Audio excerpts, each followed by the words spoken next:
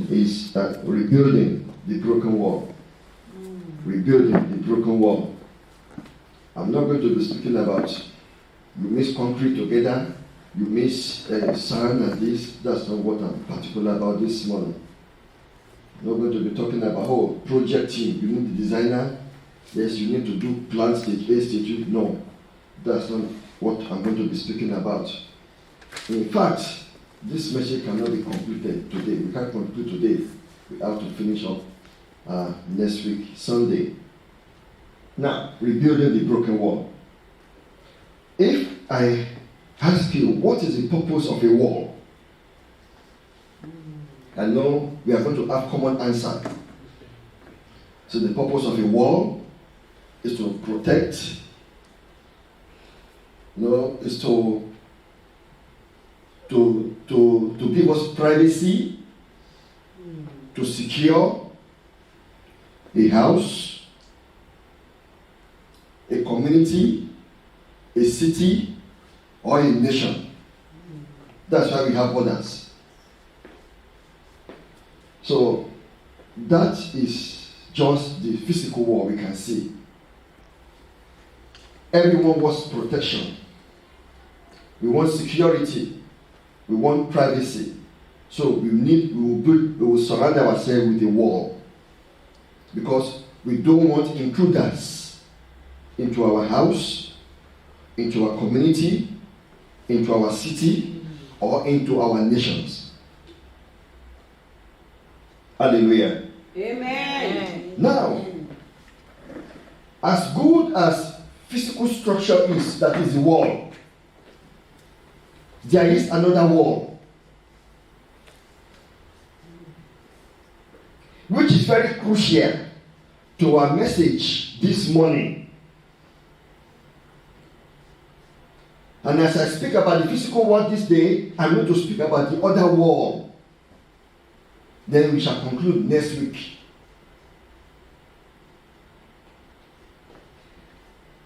Rebuilding the broken wall. Rebuilding the broken wall.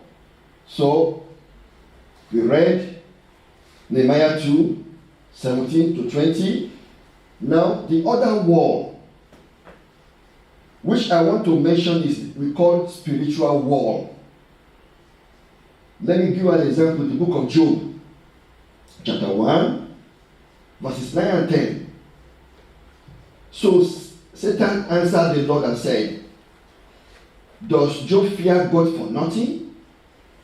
Have you not made a hedge around him, around his household, and around all that he has on every side?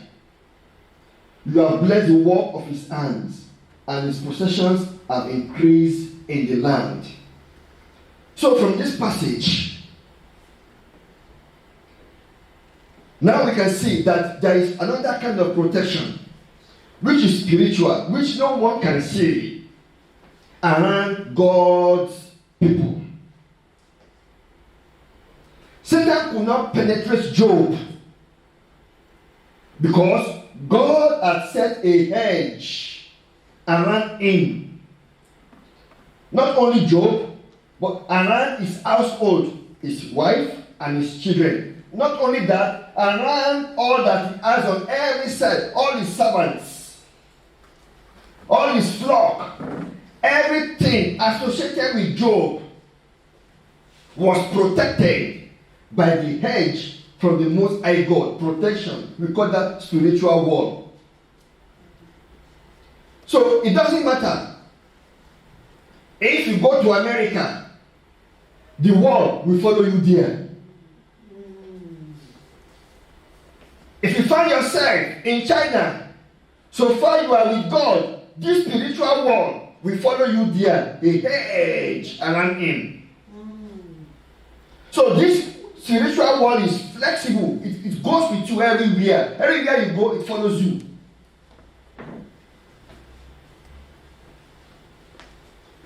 And actually, this is more important.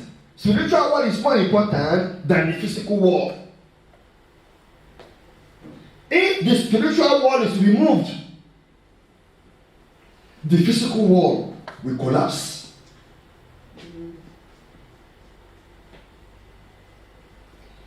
If God's protection is removed, no matter structure, no matter what kind of structure we put on ground, it will not stand the test of time. Satan told God, you have protected him. Look at the wall, where it's around him. If, as a matter of fact, let me show you another passage in the Bible. That's the book of, put the next please. Zechariah chapter 2, 4-5.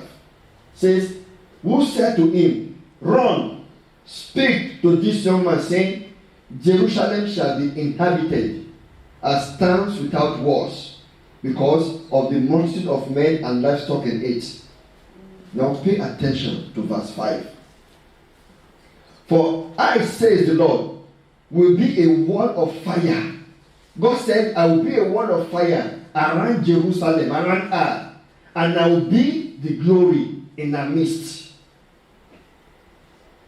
So from this you can see that we are talking about the children of God. The glory of God in our midst is the Holy Spirit, the equivalent of the Holy Spirit in our lives. Being a child of the kingdom. And God said, I the Lord will be a wall of fire around Jerusalem. So this supersedes any other kind of structure any human being can erect. The protection of God, the wall of fire, the spiritual wall. Now, having said that, what would have made the spiritual wall to crumble will be the next thing. Remember, a few weeks ago I told us about how armed robbers raided a whole street. But in this Christian family, they refused to open their door. They were praying. The robber said, well, we are leaving this because of the high wall that surrounds your house. And I said, as a matter of fact, there was no wall around that house. But God opened their eye to see wall. So they couldn't enter a wall without, the house without, because people were praying there. They were children of God. They refused to open their door and they saw walls. There is protection of God upon God's people. Now, I don't want you to misunderstand what I'm saying this morning. If something happens to people, don't say, the wall of protection has been removed. That's not what I'm saying, because it can be easily misunderstood. There was a day I went to work, I think it was during the lockdown last year. 10 minutes after praying, I was driving on the road. Someone hit me at the back. Can we say, wall of protection has been removed? You just finished praying. No, that's not what I'm saying. But when you see a kind of pattern, consistent pattern in a man's life, in a city, in a country, you raise a question like that something is not right. Like something is not right about that life, about that family, about that city, about that country. So what would have made the wall of protection to be breached? What could have happened to make wall of security to be destroyed? There are so many factors, but I will limit those to two. I will limit that to two. The conditions of removing walls of protection, I will limit it to two. Number one is what we call introduction of sin. Introduction of sin. When a sin enters into a man's life, or to a family, or to a community, or a nation, protection will be removed. I remember the days of Eli. Then they had tabernacle at Shiloh, not in Jerusalem. because Jerusalem was still in Jerusalem as at that time. But at Shiloh, that was where they had the tabernacle. Eli was the high priest. But his children, Ophni and Phinehas, they were misbehaving. Ophni and Phinehas were misbehaving in the land of Israel. The Bible says, when people came to the temple to sacrifice, they would collect meat from them. They were corrupt, fraudulent people. These two priests, they were priests, assisting their dad. The Bible says they were sleeping with women, both single and married, in the tabernacle, tent of the meeting. God sent the prophet to Eli to warn him.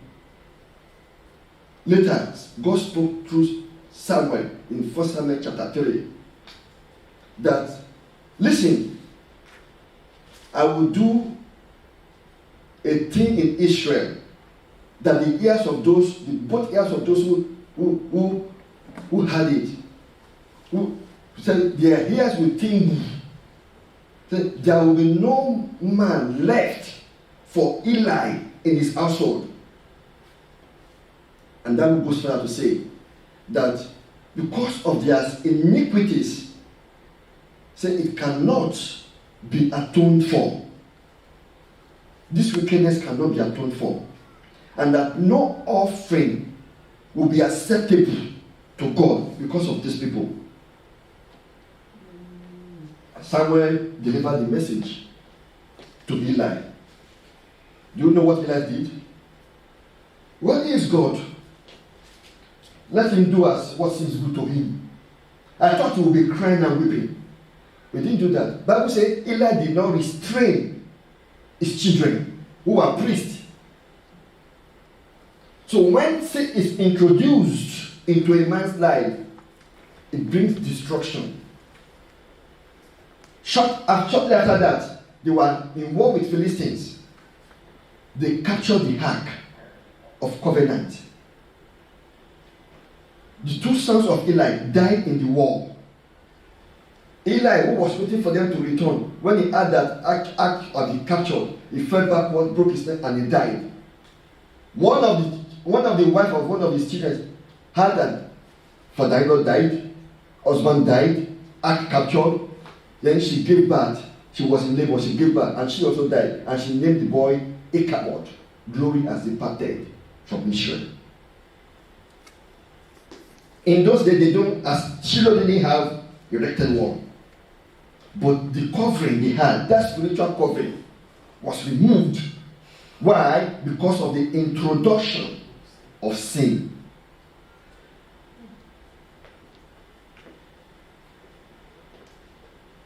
In the days, further years later, in the days of the kings, Egypt came, Syria came, Assyrian came, Babylonian came, attacking Jerusalem. As soon as they went their own way, God will raise a prophet. God raised Jeremiah, God raised Isaiah, God raised other prophets. They wouldn't listen. They went into apostasy. What they call the wall of protection gave way. And they were captured.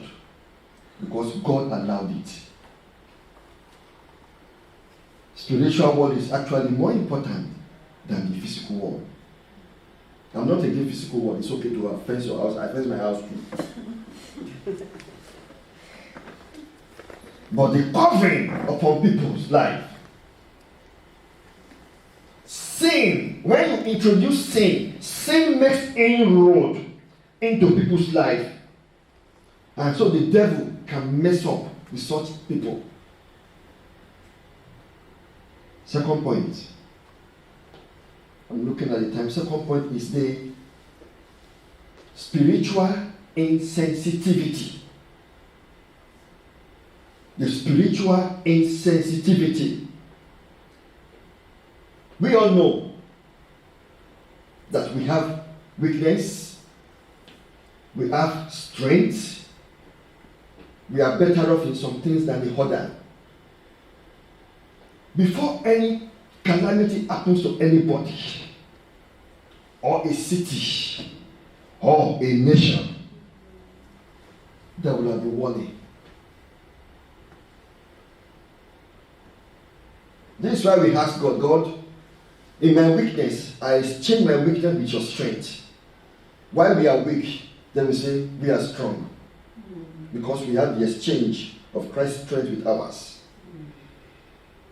When a child of God is not paying attention to his or our weakness,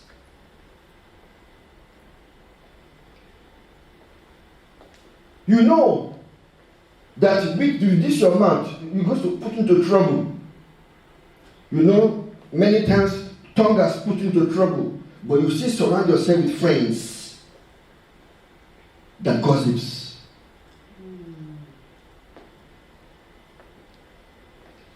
You know that alcohol is the problem. You still surround yourself with friends, peers that influences your decision about alcohol. You still do it. Some people, they are weak towards opposite sex, and you still keeping company with them. People some say, let us go and evangelize prostitutes. Even though you are weak in that area, you don't do that. Fall is nearby on the way. In the area that you are weak, the weakest point, you don't take it for granted. You pray to God constantly and consistently. Because at the weakest point, that is where the devil will always attack. Weakest point. For example, if there is a crack on the wall here, let's say there is a crack on this wall. Normally speaking, you will say, when you see a crack like that in the wall, you should fix it. Fix it before it propagates. Fix it quickly. But if you have nonchalant attitude to address it, that small crack will begin to propagate, it will begin to extend, it will become widened, and if care is not taken, before you know it, you will see ants, you will see insects, and these small reptiles entering into the house through the crack. The weakest point.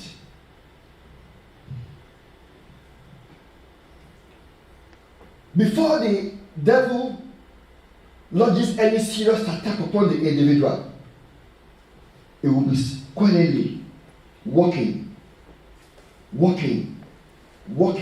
in that weak point, the crack that is left on an attended to. When we talk about backsliding, doesn't start in one day. Backsliding is just a constant, consistent, quiet, silent degradation of walking with God. What you don't permit before, because we are of the teaching of under grace, of we have better knowledge, we now allow it. It doesn't matter. It doesn't matter. What do you do? The thing you don't approve before, now you approve. Devil is striking in gently before it comes en masse to do maximum damage.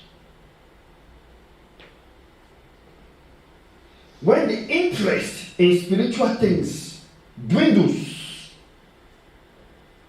it's drying up gradually. It's not important to gather with the people of God. It's not important to pray. It's okay to skip prayer. It's okay to skip family devotion. It's okay to skip quiet time with God. It's okay to ignore the church. It's okay to skip reading the Bible. It's okay to learn something new in the Bible. When that happens, crack is already there. Devil is looking. Our enemy looks to and fro, walks to and fro, looking for someone to devour. As soon as he sees a crack, he will say, wait, I have seen a crack on this wall. Then you will begin to walk on that crack. That crack, you begin to strike on that crack and let it open wide so that they allow insects,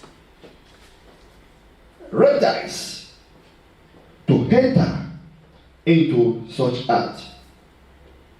What we look, what we see, what we taste, all those 5 senses are very important. What you devoted your attention on. Because the devil wants to take everything about spirituality from us, about walking with God from us, and he will replace it with something else. What are those things that takes our time in lieu of the spiritual things? What are those things we spend so much time on in lieu of the word of God, prayer, and personal devotion? Watch out. Those links are crucial, which we think we need to cut off. Anything that will not allow you to walk with Jesus, privately in your own house or publicly, my advice is cut off. Just like Gail said in the devotion this morning, that the old friend and this God, God said, I'm cutting them off because we cannot go together. You are traveling long distance. You are traveling 3,000 kilometers, and someone is going to nearby suburb. You cannot enter the same car because the speed at which you need to go is different from someone who is going to want to go from here. You are traveling by car. You want to go to Sydney by car from here. You can't travel with someone going to Watergrove. It's just nearby here. It's different speed. May God help us in Jesus' name. Amen. Can I continue? Yes, sir. Yeah. So it's very, very important that we take care of our lives. Now, what is the implication of collapsed wall? What does it imply?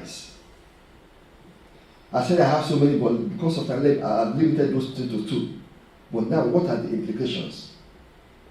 I've also limited that to 3 before we finish the service today. Then next week we will continue. First of that implication of a collapsed wall is this: shows the invasion and the control of the enemies. Nehemiah 2:17 says, Then I said to them, you see the distress.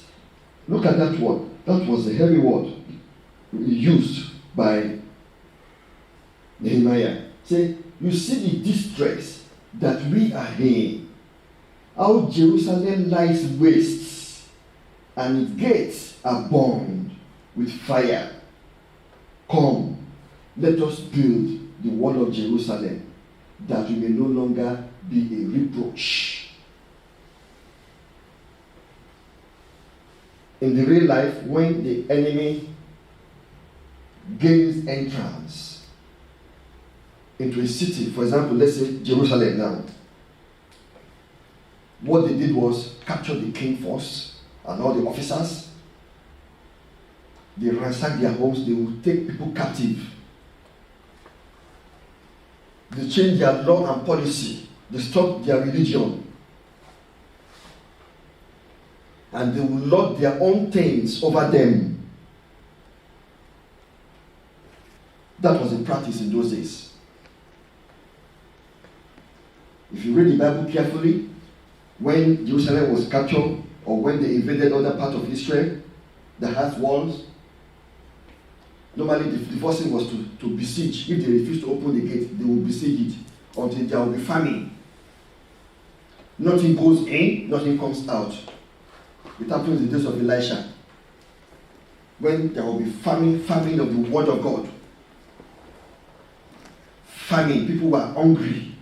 They were eating forbidden food. Even the head of a donkey was being sold for 80 shekel.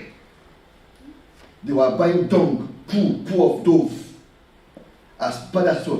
It got to a stage they ate their children. When poverty, when hunger set in, before God intervened. So the first implication is that there will be an invasion. And when they invade, they control everything about that person's life, about that city, about that country. So people now lose their identity. A land that used to be a land of prosperity suddenly turned a land of crying and weeping and wailing. The Bible says the devil doesn't want his captives to go. Isaiah chapter 49. When the devil captures something like this, doesn't want to release that thing. We want to finish off that life. That is all we know about the devil. Very wicked soul, willing to destroy, willing to cut away every good thing in a man's life. So I say that it brings along other aliens to torment the lives in that city. You remember I mentioned 3 names. It was a practice in those days that when they capture a land, they will move people away from that city and they will bring people from another captured city to come and live in that place. So that, what is the purpose? So that they will never gather again. So that they will never come as a nation again. So the Bible mentioned about Sanballat, the Horonite, Tobiah, the Ammonite, and Geshem, the Arab. Right? So all these 3 people, they were there in Jerusalem, but they were the one making jest at Nehemiah. So what are you doing? What are you doing? So they bring other aliens to live in that place, whereas they will leave few people there, people who are original. They will leave the remnant people, and there will be mixed multitude. That's why you see people today, mixed idea, mixed thinking. A leg in the church today, the other one a leg in the world. A friend today with God, tomorrow enemy of God. So one leg in, one leg out. Because of mixed multitude, they have entered. Tobiah is there. Sanballat is there. Living alone with the remnant left. And you know, when the devil comes in, he will bring along what we call oppression, what we call sickness, what we call curses and covenants, what we call witchcraft. Devil will bring something along into such life. That's why you see some people, they are in bondage, and yet they don't know they are in bondage. They feel it's just part of life, because they have been completely blindfolded by the enemy. One of such is someone who goes to bed every night, and when he wakes up in the morning, you see laceration, marks over the body, and doesn't keep fingernails, no sharp, no nail. It's not that when he was sleeping, he was screaming and snoring, he was scratching his body, scratching like this. That didn't happen. But early in the morning, when the person wakes up, you see laceration, blood all over. That's an oppression. It's an oppression of the devil. It's so that something is controlling that person. It's so that there has been an invasion of that life.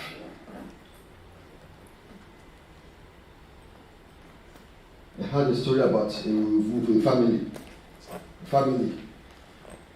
They had 5 children, 5 girls, all girls. One of them got married. Others, they were still with their mom. They had common problem, bedwetting. Even the one that got married lost the marriage because of bedwetting. Early in the morning, the other will say, you pee on me again? Bedwetting.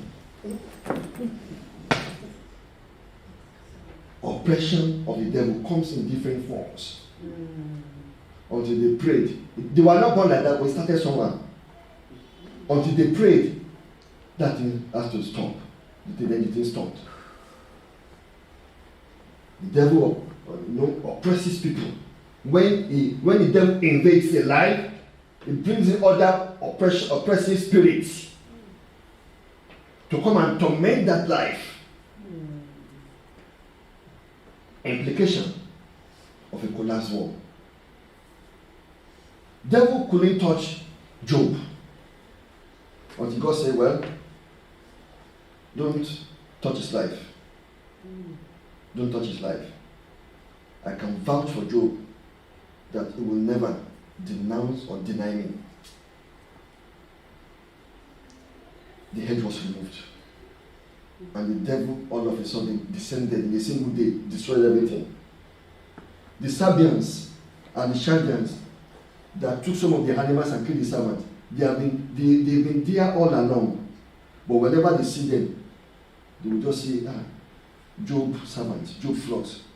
We are not interested in this. The armed robbers who have been there before, but when they see Job, leave this one, let's look for someone else. You don't know that. So you have been protected many times. Maybe you have sitted with a serial killer before, or a serial rapist. When you see this one, leave him. Let's look for another target, not this one. Hedge around those people. But has to be. So Job couldn't be penetrated until the hedge was removed. Just to prove point that God was right about Job. Now that is the first point, that when the enemy invades a life, it's a massive invasion, and they control everything about that person's life. That person will be under oppression. That person will be in slavery, complete slavery. Number 2 point is it shows losses and destruction left behind by the enemy. Nehemiah 2:17 says, like I said the other time, but my emphasis on lies waste and burn. Then I said to them, you see the district that we are in, our Jerusalem lies waste, and its gates are burned with fire. Come, let us build the wall of Jerusalem, that we may no longer be a reproach. Devil want to empty people's life. We call them devil and demons. They are emptiers. To empty a life that is flourishing, a life that is very good, a life that is like a plant planted by the rivers of water, evergreen leaf, bearing fruit in the seasons. The devil wants to do what? To empty that life and cut it short, so that the purpose and program of God will not stand. When they enter Jerusalem and other cities they conquered, do you know what they will do first after capturing the king? They will go into the temple. They will go to the temple to do what? To empty, because the temple was magnificent. Gold everywhere, silver, bronze altar, golden lampstand, table of showbread. You know, every pillar, everything was made of gold. But when they enter, they will target all those things. Let me read something quickly. See, and every time the enemy invaded Jerusalem, they looted the temple. In 1 Kings 14:26, Shishak of Egypt invaded Jerusalem, and he carted away every gold and silver and bronze. In 1 Kings 15:18, King Asa gave king of Aram every treasure he found in the household of God and the king's storehouse. In 2 Kings 12:18, King Joash sent treasures, gold, silver, and other treasures to king of Aram. In 2 Kings 14:14, King Joash took temple treasure from Judah to Samaria. In 2 Kings 25, Nebuchadnezzar carted away everything left. Now the question is, why were they attacking the temple? Why temple? You wanted to capture the king. You capture him and his people and the officers. Why the temple? When the devil comes, you want to make the life of people useless. You want to render people useless. You want to destroy the economic and financial power of individuals. This is why you see people, they walk and walk and walk and walk with nothing to show for it. It's not that they are not working, it's not that they are not connected. Devils strike all the time, trying to devour, trying to steal from people. Second point is to stop the worship of God. So when they remove all the brazen altar, the table of showbread, lampstand, and everything in the temple, all those things made of gold, all those things, they were made of gold. What do? They cut them away. They were cutted away, they were stolen away. Stop it. Trying to stop the temple worship. The enemy is trying to so that people will not be able to worship again. May I say this to us quickly? That there was this man who was once in the occult, converted to occult, and he gave the life of Jesus Christ. And he said that unfortunately, many people did not know that there were treasures of life. There were some blessings God has given to some people, but they stole them from them. See, why did you steal them? Because they wanted to make people an entity. He said, where are you keeping these things? He said, we kept them under padlock, spiritually. We kept them in the trees. He said, we kept them in the sea. And he said, we kept them under the ground. This is why you see people, they will labor and labor and labor and labor. Every good thing that God has given them, devil has stolen. If devil has stolen anything from you, I decree today in the name of Jesus Christ, that will be released by fire. Now in Jesus' name. Amen. Whatever has been stolen from you, wherever it has been buried, let there be a release by the fire of the Holy Ghost. And that thing comes to you right now in Jesus' name. Amen. So when they come that way, they steal from people. And they ravage the temple. They ravage the temple. Everything is stripped. And apart from that, let me move to point number 3 quickly because of my time. Another thing is, it shows slackness of watchmen or disobedience of people. And we are talking about implications. I said 3. This is the third one. What does it imply? See, slack means watchmen are very slack. They are slack in their duties. Who are the watchmen? The watchmen are the people appointed to be on the wall, to be on the lookout. If the enemy is coming, they blow the trumpet. They warn people that we see intruders coming. Warn the people in the city to get prepared. Close the gate of the city quickly before the enemy comes and enter into the city. We have watchmen. Equivalent of watchmen today are the men of God. Men of God. Pastors, apostles, prophets, teachers, and evangelists. It's either some people are not doing their job or people are disobedient. The Bible says in Isaiah 62 verse 6, I have set watchmen on your walls, O Jerusalem. They shall never hold their peace day or night. So these people, they will be working 24/7. The watchmen.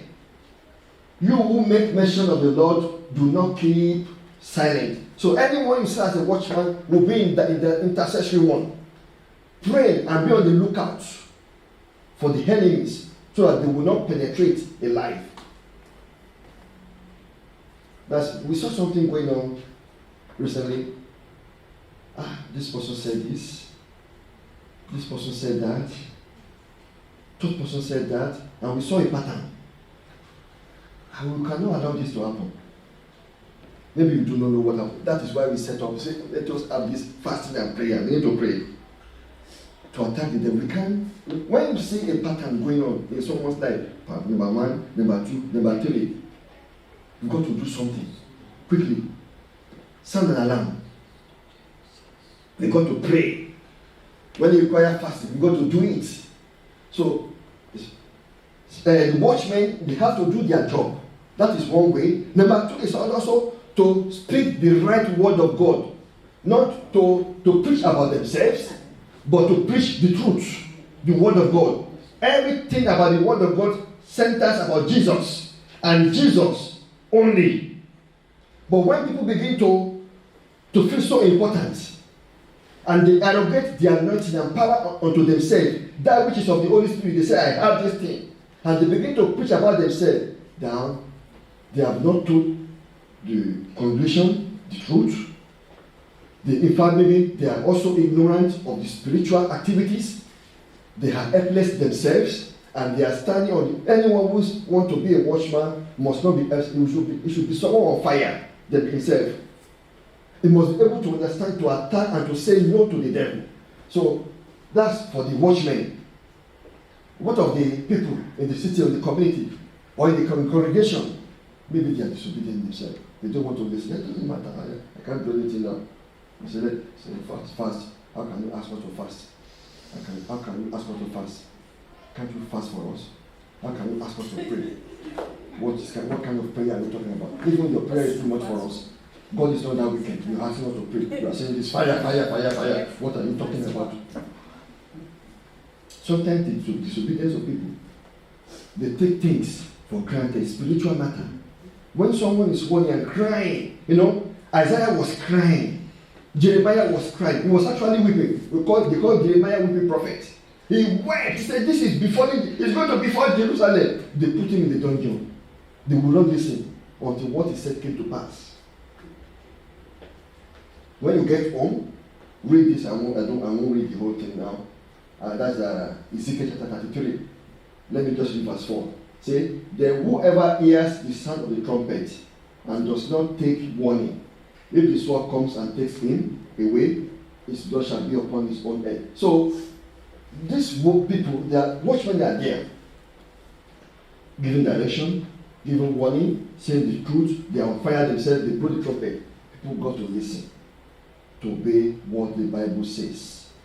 So, we have said this morning, importance of spiritual war, which is actually most important than the physical war. I've said this morning at least two conditions by which a war can crumble. And I said this morning three vital things that shows the implication of a broken war. We will continue next week. And God bless you in Jesus' name. Amen. Are you blessed? Yes,